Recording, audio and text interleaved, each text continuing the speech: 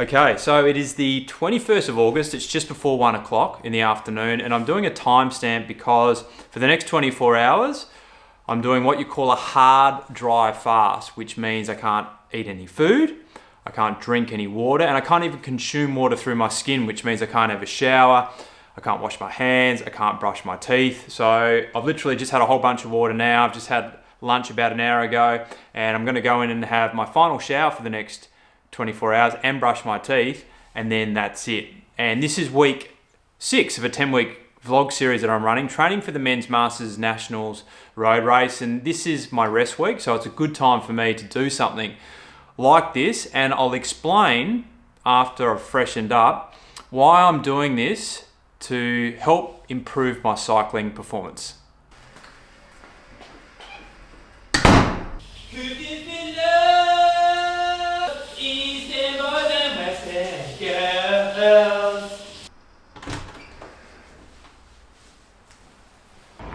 So it's 7 o'clock and I've just popped down to the local IGA. At least the dog's getting fed tonight. Look what I got here, your favourite. Chicken and rice. You lead the way up the stairs. Come on, you go. Come on, that's it. Yes, exciting. Chicken and rice, chicken and rice, chicken and rice. Look at that, Dr. Chris Brown recommends this one. There you go. Do you eat it or inhale like a duck? You're done. Alright, I can't wash this. How's that water go, mate? Good?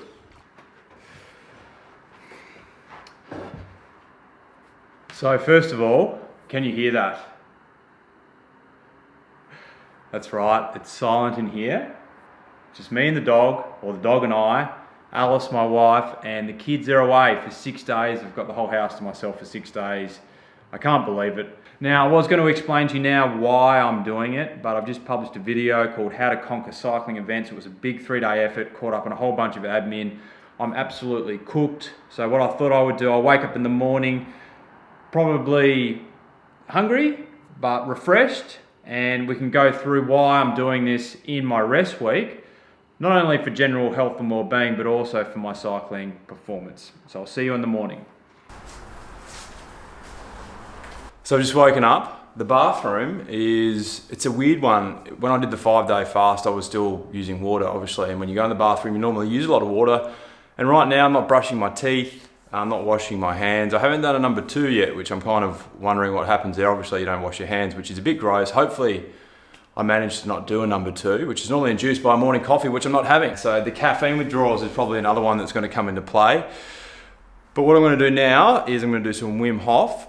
Because when I did my proper fast, I felt that Wim Hof was a good way to get me through the coffee withdrawals and give me some energy in the morning.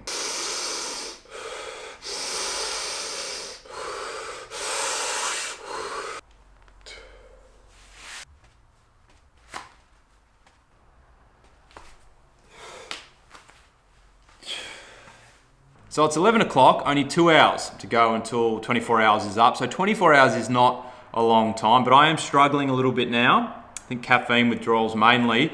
Just banged out an email. I've got an email newsletter that goes out weekly now. If you want to jump on board that, I'll link to that below. And while I was doing that, I got a very exciting email from Google. You've got mail.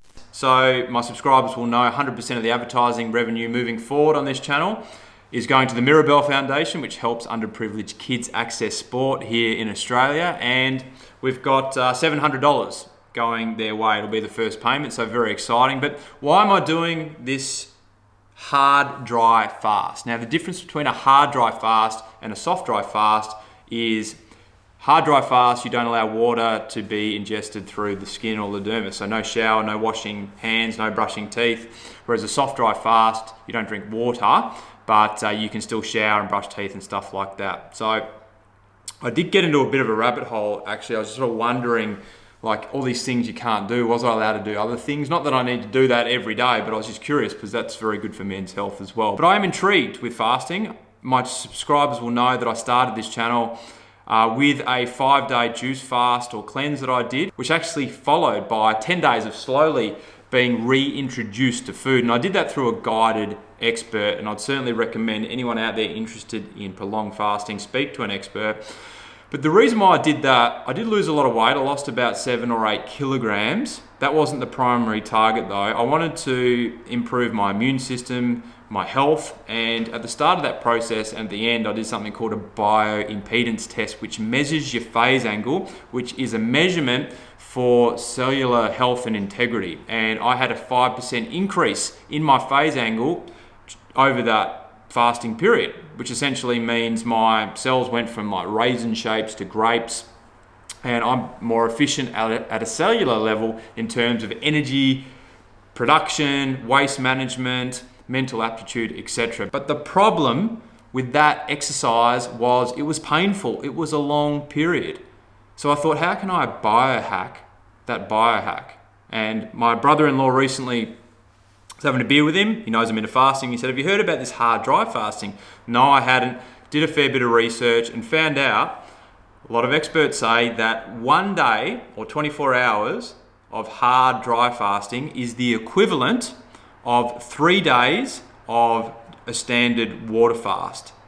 And the reason why that is because you're not ingesting any water during the period, is your body's having to go internal for not only energy production but also water. And it creates water internally by using not only the oxygen you breathe, because water is an oxygen and a hydrogen, and apparently, this is what the experts say, that saturated fat in your body is saturated with hydrogens. So it breaks down the fat cells and it takes in the oxygen and you create water internally. But essentially your internal system is working in overdrive and it's recycling a whole bunch of dead cells and inefficient cells. So at the end of the day, you're supposed to come out of the process with a much better cellular health, a stronger immune system, and hopefully my performance on the bike or in training over the next few weeks is going to be improved.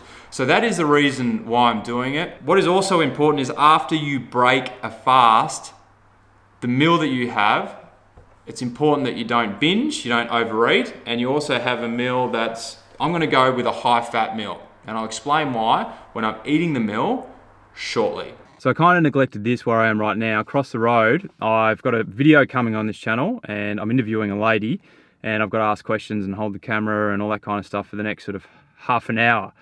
And then I can finally eat. So bad timing to have this at the end of the dry fast because I've got quite a moderate, I'd say, headache right now, which is probably caffeine withdrawals.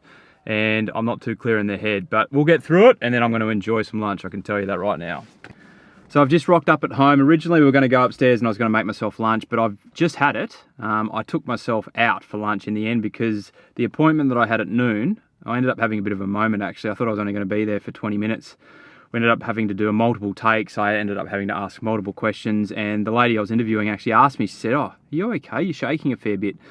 So a bit of a schoolboy error having that booked in at the 23rd hour of this 24-hour fast, but got through that, and then I took myself to New Earth Cafe, and they do vegan food there. And I had one of their veggie Mexican wraps, which included walnut meat, avocado, cashew cheese, probiotic coconut, sour cream, and a little bit of chili sauce.